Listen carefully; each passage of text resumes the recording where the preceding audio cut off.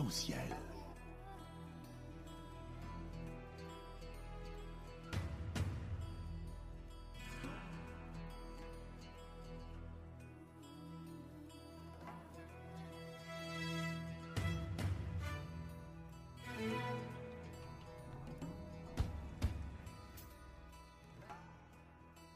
Arc-en-ciel, chaque dimanche, actualité, culture, économie, société et animation festive. Avec Abdelatif Arc-en-ciel, la chronique. Nous sommes heureux d'être en ligne, mesdames et messieurs, comme ça a été annoncé avec notre premier intervenant, Monsieur Omero Morangi Peria. Salam alaikum et bienvenue dans l'émission Arc-en-ciel. Wa alaykoum salam, bonjour à tous. Et bienvenue dans l'émission Arc-en-ciel. Monsieur Omero est connu auprès de cette émission par rapport à ses interventions fort intéressantes avec une voix éclairée. Il faut bien préciser à notre auditoire que Monsieur Omero est docteur en sociologie, ethnicité, religion de l'Université de Lille, première, et chercheur associé à l'Institut de recherche sur le pluralisme religieux et l'athéisme, IPRA, de l'Université de Nantes. Il interroge le rapport de l'islam à l'universel dans le contexte post-déicien. Finalement, qu'est-ce que c'est l'islam? Quel est le statut du texte sacré? Comment faire vivre la charia pour qu'il ne soit pas momifié en une interprétation figée? La plupart de ses productions sont accessibles sur son blog. Je conseille tout le monde à le visiter. omeromorangi.unblog.fr. Je répète, omeromorangiu.unblog.fr. Parmi ses publications sur le thème lié à l'islam musulman de France, La grande épreuve avec Vincent Guisser, Kaina Smail en 2017, Rouvrir les portes de l'islam, Atlante en 2017, et en finir avec des idées fausses sur l'islam et les musulmans, édition de l'atelier 2017. Puisqu'on parle des fausses idées, l'émission Arc-en-ciel tente au maximum possible de clarifier aussi et donner aussi l'occasion de parler de certain nombre d'idées qui ont été annoncées, ça fait un certain temps, par des savants, par des chercheurs. Malheureusement, dans leur temps, il n'y avait pas un accueil favorable, mais avec le temps, on constate qu'il y a un retour par rapport à ces idées, et parmi les personnes que nous souhaitons aujourd'hui développer sa pensée, Allah yarhamou, Monsieur Mohamed Arkoun et son concept Islam et modernité. Monsieur Omero, j'aimerais bien, dans un premier temps, que vous nous donniez juste une brève présentation de ce Monsieur Mohamed Arkoun et après son œuvre Islam et modernité. Merci Abdelatif pour cette invitation, pour la présentation également, pour parler d'un personnage que le grand public connaît peut-être moins que d'autres personnages plus médiatiques. Cela est dû au fait que Mohamed Arkoun était un universitaire chevronné, n'était pas aussi médiatisé que des prédicateurs. Il était essentiellement dans le champ de la recherche. Mohamed Arkoun est un personnage assez particulier dans le sens où, durant toute sa carrière universitaire, il a plongé dans la civilisation musulmane pour nous en restituer un certain nombre d'orientations fondamentales. Pour rappel, donc Mohamed Arkoun, d'origine algérienne, fait ses études à Tlemcen et ensuite il vient en France, il fait son parcours universitaire en France, il soutient une thèse sur le philosophe Al-Miskawayh, qui, 2 siècles environ après la naissance de l'islam, rédige un traité d'éthique, et Mohamed Arkoun traduit, commente et développe les idées d'Al-Miskawayh. C'est quelque chose d'assez important puisque lorsqu'on aborde l'islam, et ça va être un trait caractéristique de la pensée de Mohamed Arkoun, quand on aborde l'islam aujourd'hui, on a tendance à présenter cette religion à travers son droit, ce que l'on appelle le fiqh, donc une religion centrée sur une loi et une dimension très normative. Or, quand on parle de l'islam, on devrait mettre un I majuscule renvoyer à la civilisation. Et quand on parle de la civilisation, on parle de la politique, on parle des arts, on parle de la culture, de la philosophie, bien entendu de la théologie également. Et c'est tout cela l'islam. C'est une religion qui va donner naissance à une ère civilisationnelle très étendue, très variée. Mohamed Harkoun poursuit ses recherches sous un angle très particulier. Il essaye de nous restituer ce qu'il appelle la construction historique de l'islam en tant que religion, et parallèlement à tout ce qui a pu se développer en termes d'approche historico-critique des religions bibliques, donc judaïsme et catholicisme, pour prendre uniquement ces deux religions. Je pourrais l'étendre également au protestantisme, mais bon, on va dire globalement pour la chrétienté, pour le judaïsme, il y a eu tout un ensemble d'études qui se sont développées à partir de la fin du XIXe siècle. Donc c'est de l'archéologie, c'est de l'histoire, c'est de la linguistique de façon générale, avec toutes les disciplines qui entrent dans l'étude de la langue, pour essayer de restituer les conditions de rédaction progressive de la Bible et les conditions également historiques que l'on peut retranscrire aujourd'hui, mettre à jour donc de la vie de différents prophètes qui sont cités dans la Bible, mais également de toutes les sociétés qui apparaissent dans le texte biblique. Peut-on faire la même chose avec le Coran? C'est la question que se pose entre autres Mohamed Harkoun, et il essaye de développer une herméneutique, ce que l'on appelle donc une herméneutique, c'est-à-dire une approche méthodologique pour restituer le Coran dans son histoire. Restituer le Coran dans son histoire, c'est prendre ce texte de la même façon que tous les autres textes qui ont pu être rédigés par des auteurs. Alors dit comme cela, ça peut être considéré comme un blasphème ou comme une entorse à la doctrine de la révélation.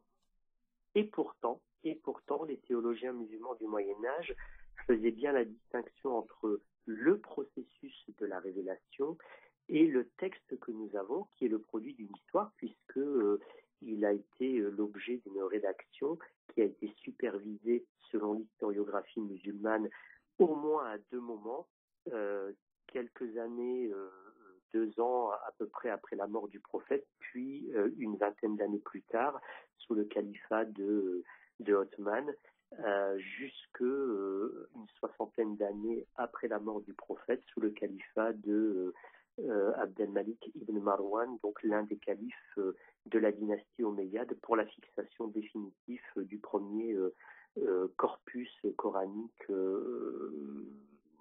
dans la graphie osmanienne. Donc Mohamed Harkoun se pose tout un ensemble de questions sur l'historicisation, comment écrire l'histoire de l'islam, et il a essayé de critiquer ce qu'il a appelé l'imaginaire, en mettant en évidence d'une manière magistrale le fait que les discours aujourd'hui qui sont tenus par les musulmans, quand je dis les musulmans, je fais allusion aux lettrés, aux imams, aux théologiens, etc., donc aux personnes du champ religieux, en grande partie, la façon de penser sa propre religion relève d'un imaginaire. Un imaginaire, c'est-à-dire, on lit des textes et on produit sur ces textes tout un ensemble d'interprétations qui sont déconnectées d'une approche méthodologique, on va dire universitaire ou académique, pour être plus précis, qui fait appel aux sciences contemporaines que j'ai déjà citées, archéologie, histoire, linguistique, etc. Ce qui fait que, en partant de l'idée de révélation, on ne questionne plus rien. On ne questionne pas la production du texte, on ne questionne pas la production de l'histoire, on ne questionne pas les conflits qui ont eu lieu dans le développement des empires musulmans, etc. Et Mohamed Harkoun va essayer de développer une méthodologie, une herméneutique pour nous restituer tous les enjeux qui ont concouru à la production de ce que l'on va appeler par la suite l'islam, c'est-à-dire une religion avec un support textuel, le Coran, et son complément, les textes de la tradition prophétique, une théologie majoritaire avec un ensemble de dogmes, et Mohamed Harkoun essaye de nous montrer les étapes. Alors je dis il essaye, c'est un euphémisme, il le fait de façon, de mon point de vue, très magistrale. Il essaye de nous restituer toutes les étapes qui partent de la prédication de Mohammed, donc le prophète de l'islam, jusqu'à ce qu'il appelle les COC, les corpus officiels clos, c'est-à-dire des textes qui ont été fixés et une doctrine qui est complètement élaborée. Donc voilà un peu une vision globale du grand défi que s'est lancé Mohamed Harkoun dans toutes ses recherches. Tout ce qui en concernant cet islam et modernité, parce que jusqu'à maintenant, le problème qui se pose par rapport à l'islam en tant que religion, et notamment les musulmans ici, surtout en Europe, le problème qui se pose, ils disent que l'islam n'est pas adapté à la modernité. Et ce monsieur, apparemment, a parlé de ça fait un certain temps, comme quoi il y a une adaptation. Qu'est-ce que vous en pensez de ça? Le rapport de l'islam à la modernité, c'est un débat qui part sur une mauvaise base. Je vais m'expliquer. Je pense qu'on part sur une mauvaise base parce que nous n'avons pas le recul historique. Nous sommes dans la société française, nous sommes des citoyens français de confession musulmane et dès que nous avons une parole publique, nous sommes interpellés sur la compatibilité de l'islam à la modernité.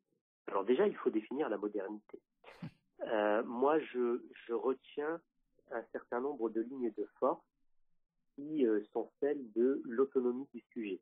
Donc, il y a dans notamment l'évolution de la pensée philosophique un auteur assez fondamental, c'est Immanuel Kant, qui, dans ses différents écrits philosophiques, va poser un certain nombre de questions fondamentales qui tournent autour de l'autonomie de l'individu dans sa pensée et les limites de la connaissance également. Bon, il n'y a pas que Kant, bien entendu, il y a tout un ensemble d'autres auteurs qui viennent avant et après lui, mais globalement, la modernité, c'est l'avènement du sujet autonome qui pense librement et qui définit son propre rapport, si je pourrais dire, pour la question de la religion, son propre rapport à la religion.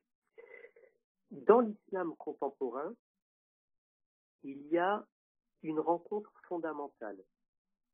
À la fin du XVIIIe siècle et au tout début du XIXe siècle, il y a un personnage français qui, à l'époque, s'appelle Bonaparte, qui deviendra par la suite Napoléon Ier. Bonaparte lance un certain nombre d'expéditions. L'une des expéditions majeures est celle d'Égypte, qui a une dimension militaire, bien entendu. Il s'agit de contrer l'hégémonie anglaise dans le Moyen-Orient et en Afrique, au sud de la Méditerranée. Mais il y a également une dimension quelque part civilisationnelle dans la foulée des idéaux des Lumières qui sera développée, bien entendu, durant toute la Troisième République. Souvent, on oublie que cette rencontre va avoir un impact majeur dans les sociétés musulmanes jusqu'à aujourd'hui. Il y a tout un ensemble de personnages qui sont méconnus dans l'histoire contemporaine et qui ont joué un rôle majeur pour l'évolution d'une pensée critique interne à l'islam. Quand Bonaparte débarque, il a avec lui en Égypte, à Alexandrie, il a avec lui une batterie de lettrés, de savants qui vont conduire les premières études en égyptologie, mais il a également face à lui des lettrés et des savants musulmans. Je vais vous citer juste un personnage qui est totalement méconnu, c'est Hassan al-Attar. Hassan al-Attar est le doyen, pourrais-je dire, de l'université d'Al-Azhar. C'est le premier doyen non égyptien. Il est d'origine marocaine. En fait, ses parents sont partis s'installer au Caire. Il est devenu savant, doyen d'Al-Azhar. et il est littéralement subjugué par cette expédition et par ces échanges avec ces savants français.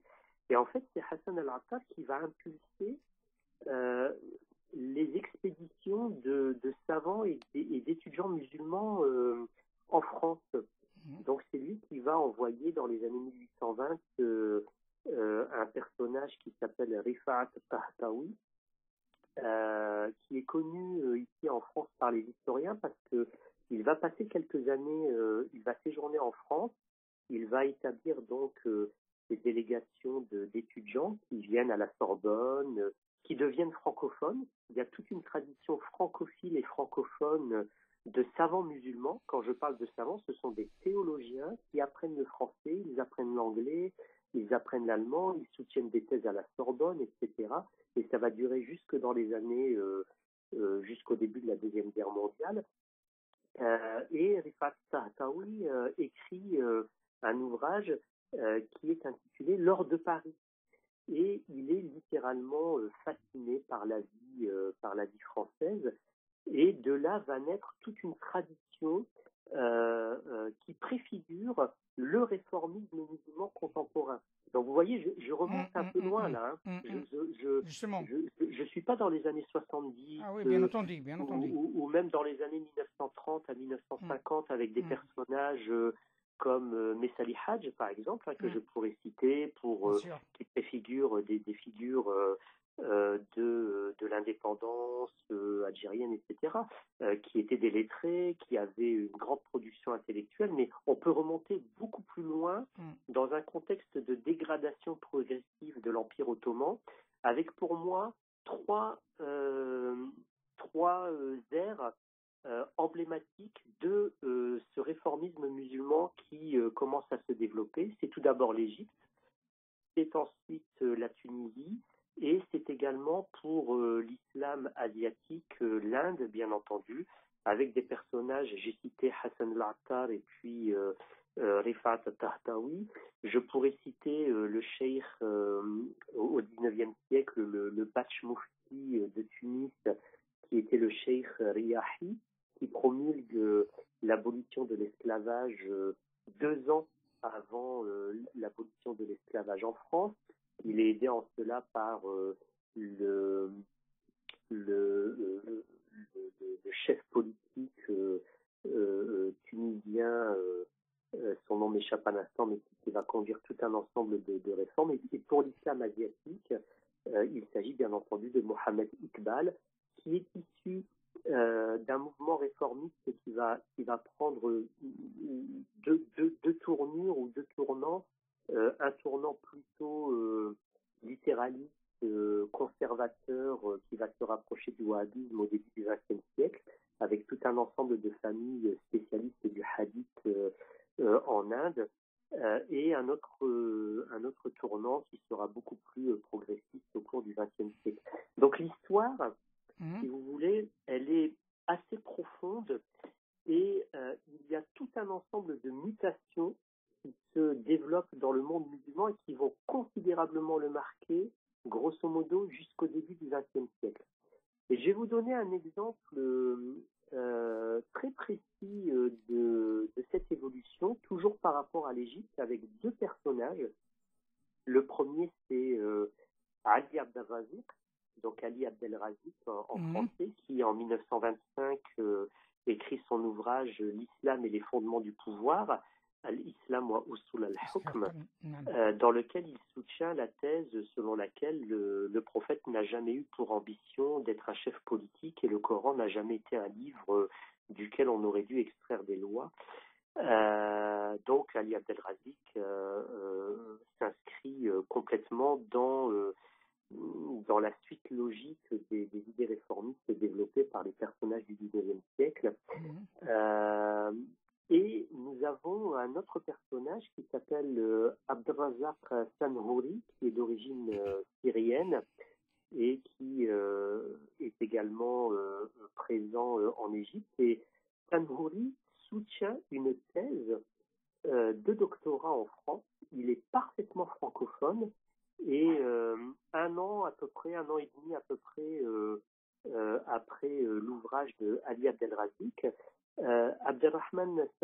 Abdelrazak Sanhouri fait publier par le professeur Lambert en France un ouvrage qu'il rédige complètement en français et qui est intitulé Ouvrez bien vos oreilles, chers auditeurs, vers l'émergence d'une société des nations musulmanes. C'est-à-dire que après la chute de l'Empire ottoman, nous avons des théologiens musulmans qui sont parfaitement francophones, qui connaissent parfaitement le droit contemporain, le droit moderne et les catégories du droit moderne, qui connaissent parfaitement les travaux des orientalistes globalement depuis Goldziher et qui mettent en débat la possibilité d'évolution du monde musulman sur le plan politique, mais également sur le plan théologique,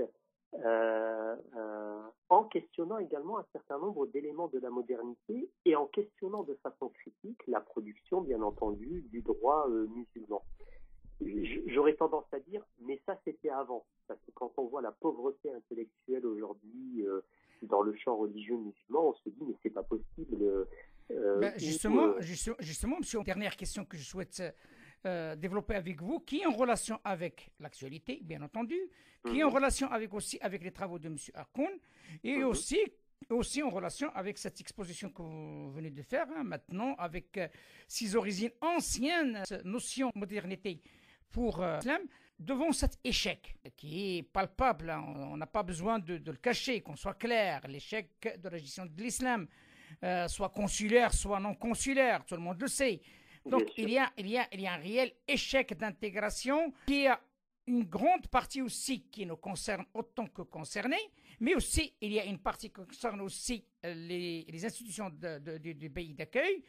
Il y a un mélange et on se trouve devant une situation soit de rejet systématique, et ce qu'on est en train de vivre ces derniers mois, avec, comment je les appelle moi, Zemmour et compagnie. Et aussi, il y a un autre problème, c'est que simplement, comme vous l'avez bien cité, il y a un réel appauvrissement de la pensée musulmane sur le terrain français, à titre d'exemple. Donc, comment peut-on faire éventuellement de remédier à cette situation, mais est-ce que aussi c'est possible de dire ou bien de développer à votre manière que la pensée de M. Hakoun peut être comme une solution à la crise actuelle? Elle l'est déjà, de mon point de vue. Les jalons qu'a posés Mohamed Hakoun sont non seulement incontournables, mais en plus de cela, ils sont déjà mis en pratique. Là aussi, je vais m'expliquer un peu par rapport à cela de manière très très rapide. Il est indéniable que dans le monde musulman sunnite, nous subissons toutes les conséquences du développement de ce que l'on a appelé l'islam politique, qui récupère, on va dire, tout un ensemble de réflexions menées au début du XXe siècle et qui veut faire advenir une société qui, du point de vue des islamistes, serait entièrement régie par les dispositions coraniques. Et nous subissons également, bien entendu, toutes les conséquences de la politique du wahhabisme saoudien qui, depuis ces 50 dernières années, a inondé littéralement le monde musulman. Ça c'est un fait, mais c'est un fait qui marque, pour être bien précis, le monde cultuel musulman avant tout. Ça marque les sociétés, bien entendu, sur le plan civilisationnel, mais ça marque avant tout le monde cultuel, parce que aujourd'hui,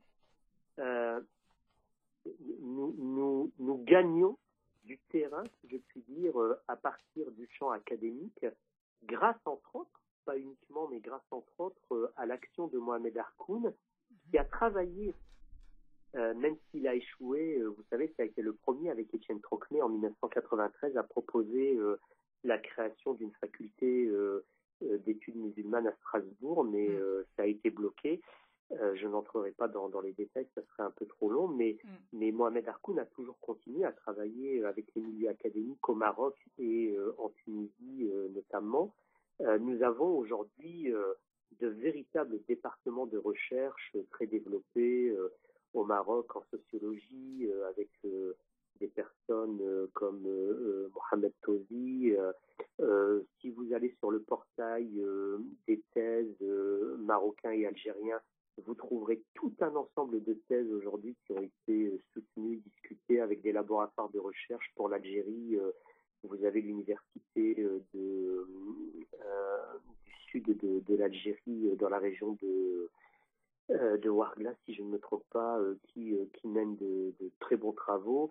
Depuis les années 90, vous avez des départements de recherche tels que celui qui a été développé par Mohamed Haddad, département d'anthropologie. Donc tout ça aujourd'hui, c'est développé dans le monde musulman, avec également des associations. Je pense notamment à une association au Maroc qui s'appelle Mouminoun Bila Houdoud, que l'on peut traduire en français par Croyance sans frontières, qui a 2 millions de followers sur Facebook, c'est pas rien, qui a fait un choix, c'est de produire majoritairement en langue arabe à destination du public arabophone et arabisant, avec tout un ensemble de cahiers d'herméneutique coranique qui sont de très bonne facture.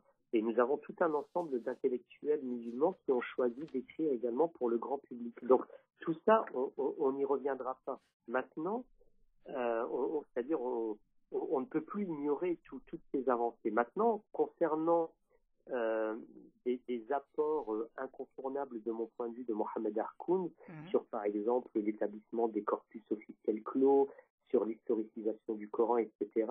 Aujourd'hui, ça gagne du terrain, y compris dans le champ religieux. C'est timide, mais ça commence à venir notamment par le fait qu'il y a un ensemble de prédicateurs, d'imams, etc., qui commencent à se frotter aux études universitaires et qui ne peuvent pas ignorer toutes les avancées de l'approche historico-critique de l'islam des 30 dernières années. Alors ce serait trop long à développer ici, mais bien globalement, sûr, depuis environ la découverte des manuscrits qui étaient à la bibliothèque de Sanaa, les Allemands qui sont les plus grands, on va dire les plus avancés dans l'étude linguistique du Coran, ont publié tout un ensemble de travaux, et aujourd'hui on a une vue plus avancée, plus affinée de l'historicisation de l'islam.